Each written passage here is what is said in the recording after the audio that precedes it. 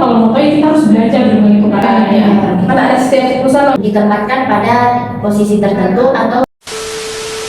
Are you ready for it?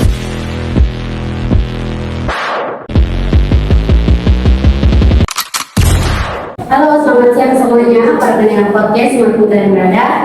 Apa kabarnya nih hari ini? Semoga selalu dalam keadaan sehat dan selamat ya. Nah, dalam beberapa menit ke depan, saya Evi Fokus dan rekan saya akan menemani kalian dalam obrolan podcast kami hari ini. Halo teman-teman semuanya, perkenalkan nama saya Jeffrey Maria. Hari ini saya yang akan memimpin jalannya diskusi podcast kita kali ini. Nah, sebelum itu saya akan mengenalkan kedua narasumber kita ya kan. Teman kita yang sebelah ini bernama Nur dan yang satu lagi bernama Reja. Nah, tapi kan pasti untuk kita samakan. Nah, kalau itu saya akan meminta kesediaan dari teman Nur dan teman Reja untuk memperkenalkan waktu kepada teman-teman. Halo semuanya, perkenalkan nama saya Padipa. Di sini saya akan menjadi narasumber.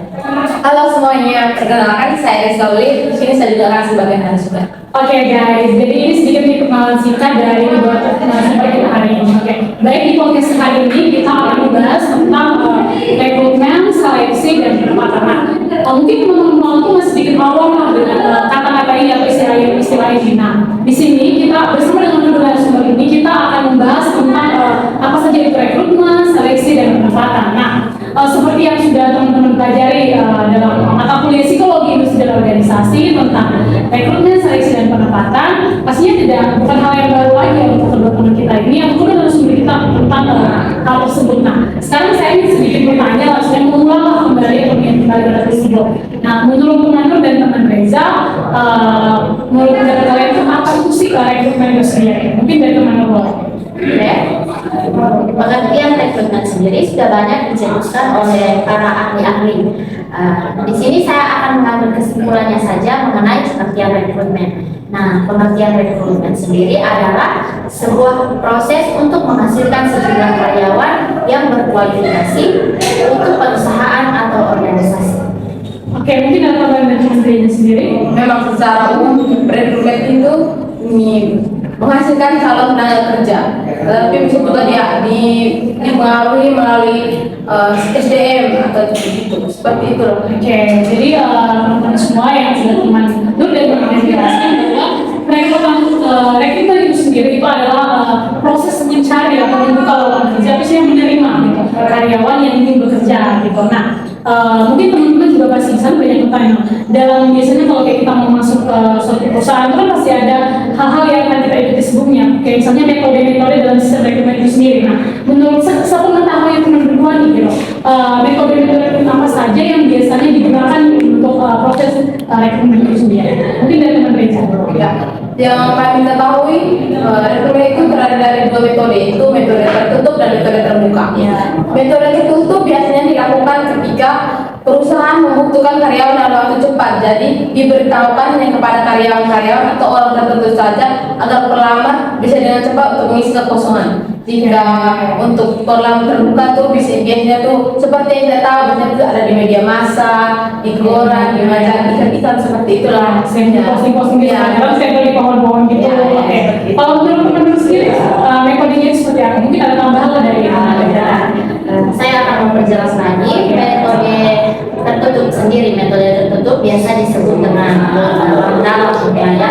Oke. Di sini hanya diinformasikan kepada karyawan saja atau kepada orang-orang tertentu saja di dalam perusahaan itu sendiri.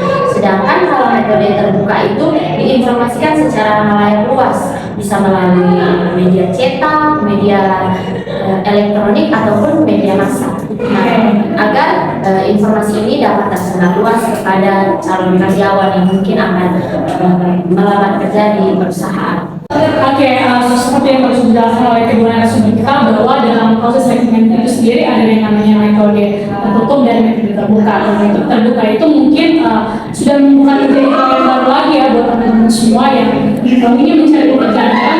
Itu pasti akan dipublish kepada semua orang yang ingin tahu atau yang ingin mencari lowongan kerja. Berbeda dengan metode tertutup, bahwa metode tertutup itu hanya diberitahukan kepada orang-orang tertentu yang tadi sempat disinggung juga oleh teman-teman mengenai orang dalam ya. Nah, teman-teman kalau bisa bahwa tidak ada orang dalam ya berarti akan susah masuk gitu ya. Kuasa orang dalam itu pasti perlu dalam suatu hal, entah itu dalam proses seleksi, masuk bisa. Bahkan vaksinasi COVID aja kemarin tuh butuh orang dalam biar nggak antri nanti. Menurut pandangan teman berdua nih mengenai orang dalam, menurut teman apa orang dalam itu tuh gimana? Misalnya kuasanya mereka atau apa ya, mungkin lebih ke apakah dengan orang dalam ini menurut teman itu hal yang juga hal yang salah gitu. Kayak dalam entah itu proses rekrutmen dan lain sebagainya. Mungkin dari teman Reza misalnya Oke, pada umumnya orang dalam itu bisa benar, bisa juga salah.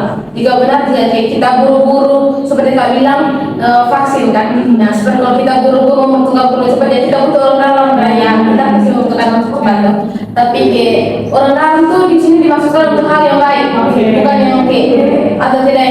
Kesian orang yang sudah berusaha tapi karena dia kalah sama orang dalam, itu kan itu salah satu yang membuat buruk untuk orang dalam. di sini ya orang jelek dan Ya, kalau dari teman sendiri itu bagaimana?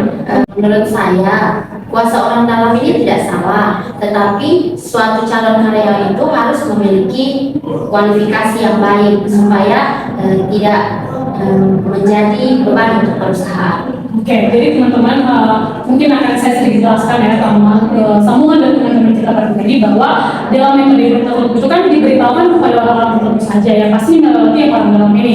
Dan pada saat mereka memilih karyawan pun berarti harus berdasarkan kualifikasi yang sudah dibutuhkan oleh perusahaan. Tidak sembarang mereka cari oke langsung masuk mau tidak gitu. Oke, kita lanjut lagi nih kan tadi ada rekrutmen, sekarang seleksi. Nah, oke, menurut teman Reza dan teman sendiri loh. Seleksi dalam suatu proses untuk masuk ke suatu perusahaan itu pasti ada, bahkan universitas pun juga ada, di mana-mana pasti orang butuh seleksi. Menurut teman Reza, seleksi itu sendiri itu apa sih menurut pengertian pendapat? Mungkin dari teman dua. Menurut saya sendiri, seleksi adalah memutuskan calon pegawai yang tepat dari sekumpulan calon pegawai yang telah mendaftar ke organisasi atau perusahaan tertentu. Oke, jadi kalau dari teman Reza sendiri itu apa? Seleksi itu apa sih? memang seleksi secara umum itu memilih pegawai dari yang telah didaftarkan dari itu, tapi yang paling memenuhi kriteria perusahaan tersebut. Oke, sesuai standarnya ya.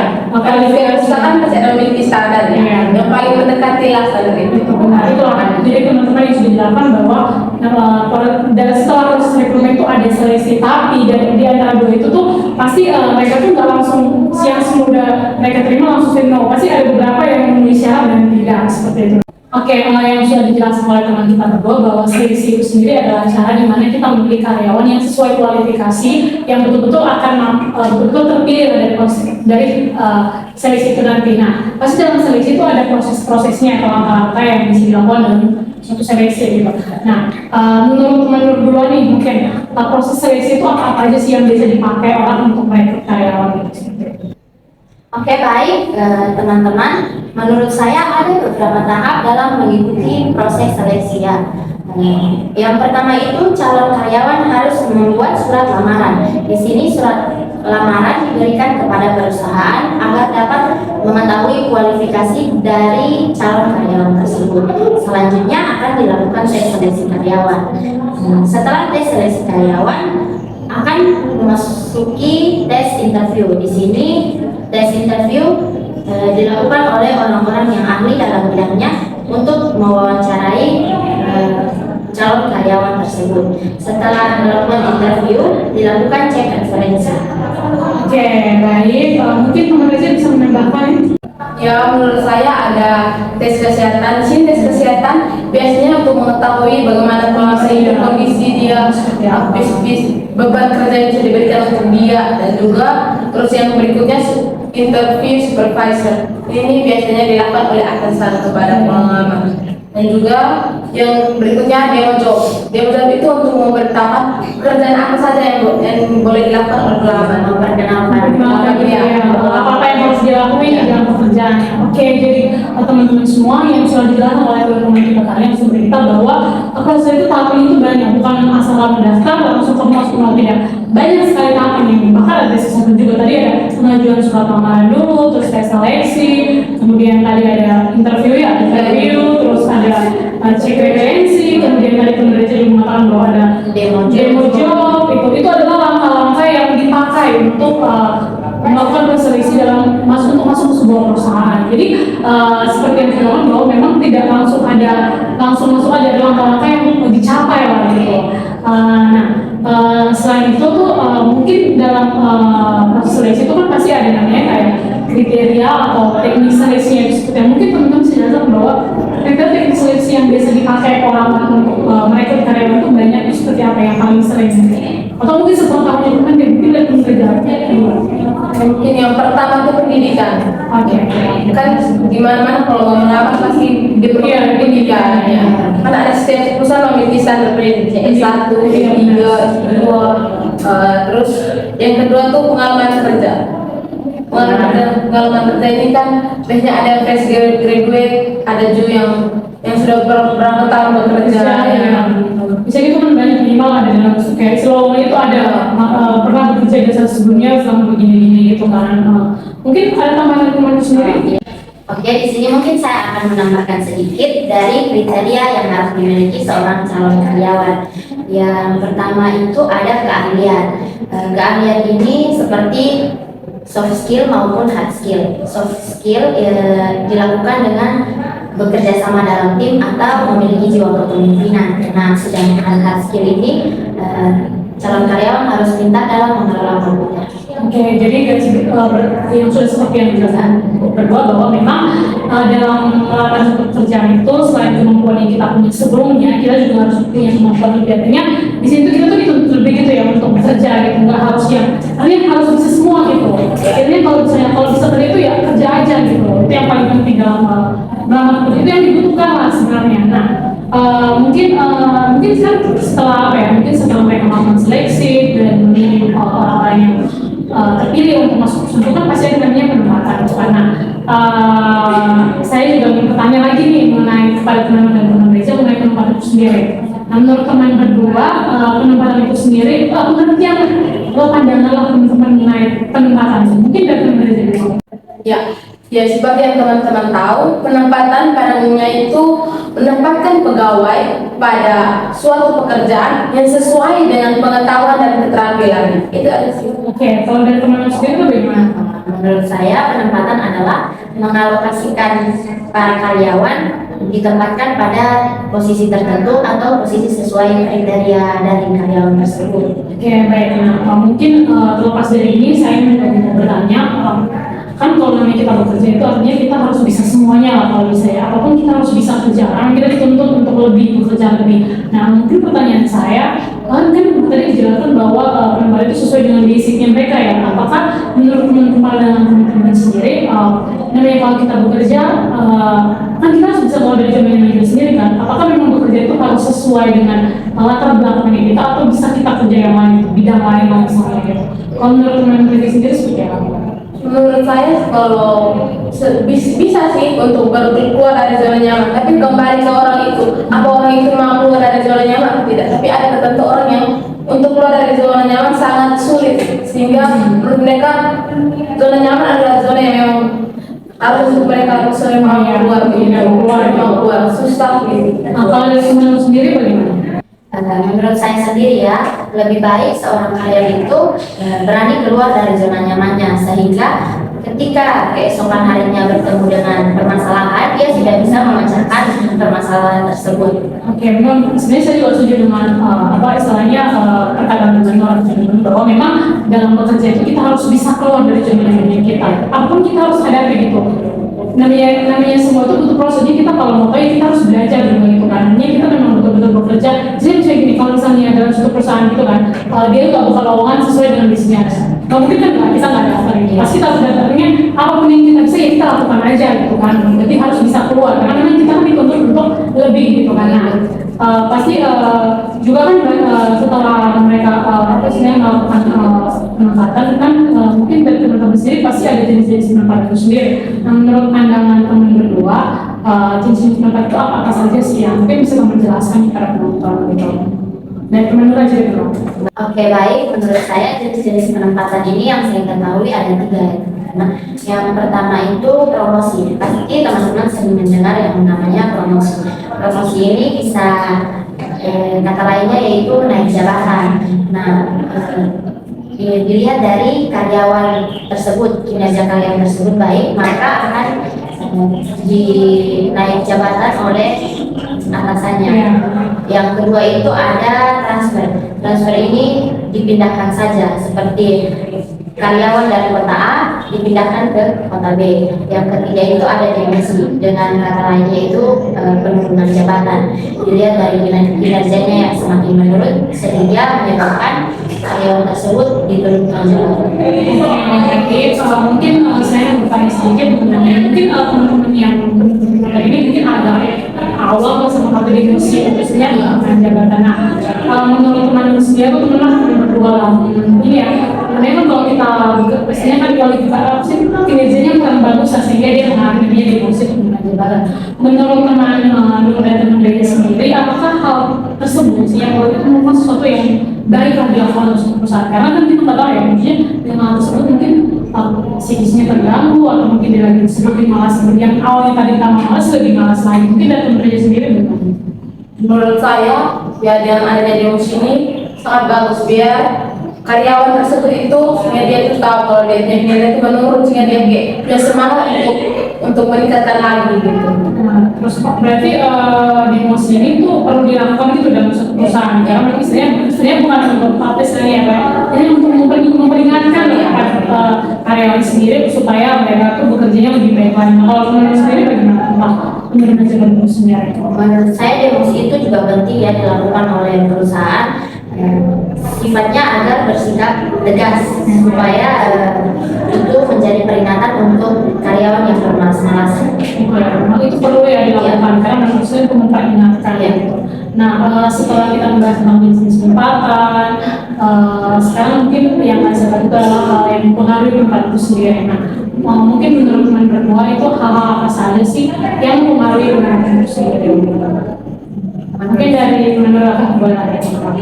Oke, baik. Menurut saya ada beberapa hal yang mempengaruhi penempatan ya teman-teman. Bisa dilihat dari jenis kelamin. Nah, di sini sama ya, ini topik yang sangat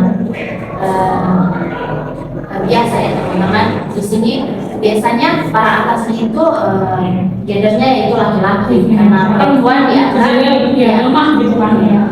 Di negara ini juga masih menganut sistem patriarki di mana laki-laki lebih tinggi daripada perempuan. Nah, itu dilakukan juga di dalam perusahaan di mana para atas itu kebanyakannya laki-laki, tetapi tidak menutup kemungkinan juga perempuan bisa menjadi atasan. Atasannya. Ya. Kalau menurut kerja sendiri bagaimana? Mungkin status perkawinan. Oke.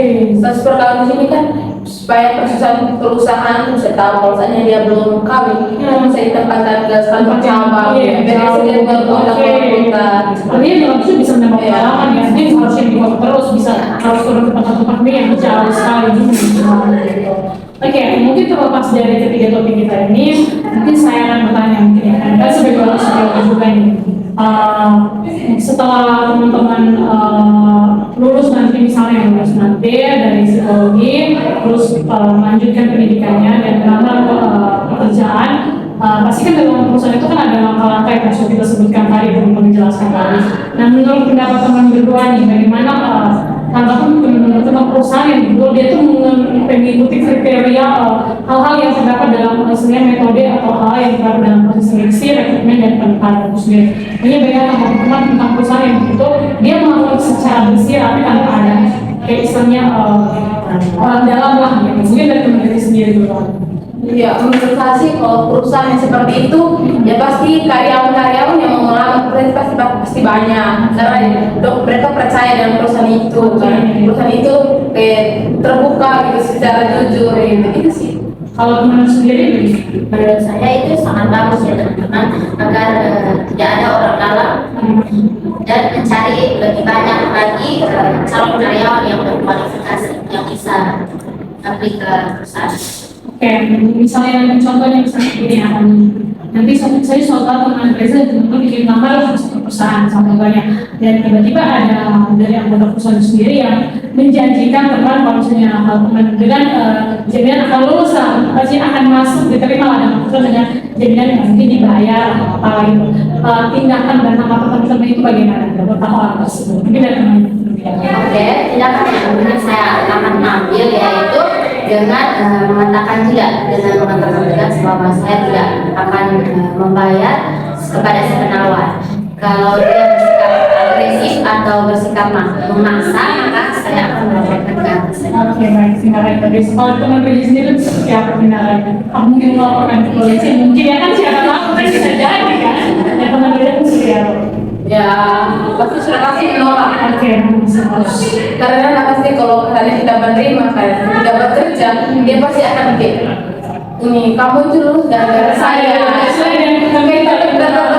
Kalau kamu tidak mau kerja ini karena kamu harus ingat bukan kamu, bukan saya, kamu yang masuk ya perusahaan itu kalau mau semakin tertekan.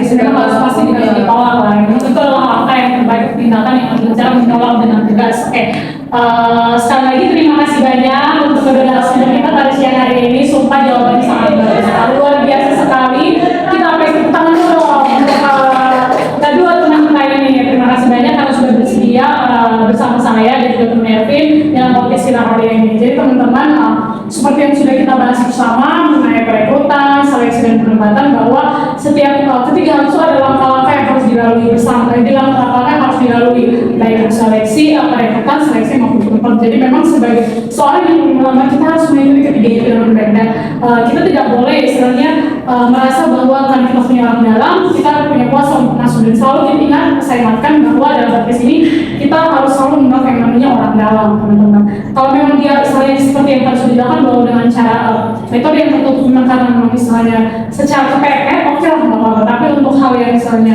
dengan jaminan harus dibayar segala macam tidak boleh dan ditolak keras. Oke teman-teman, mungkin itu saja yang dapat saya sampaikan dalam podcast kita kali ini. Dan terima kasih sudah setia mendengar podcast kita kali ini. Dan mungkin saya akan kembalikan kepada moderator kita ya. Nah teman-teman, seperti yang sudah kita dengar bersama, semoga podcast hari ini dapat menginspirasi teman-teman dimanapun kalian berada. Nah cukup sekian podcast hari ini. Apabila ada salah kata, kami mohon maaf. Dan saya Edi Paulus bersama ketiga rekan saya, kami pamit undur diri. Terima kasih dan Sampai jumpa.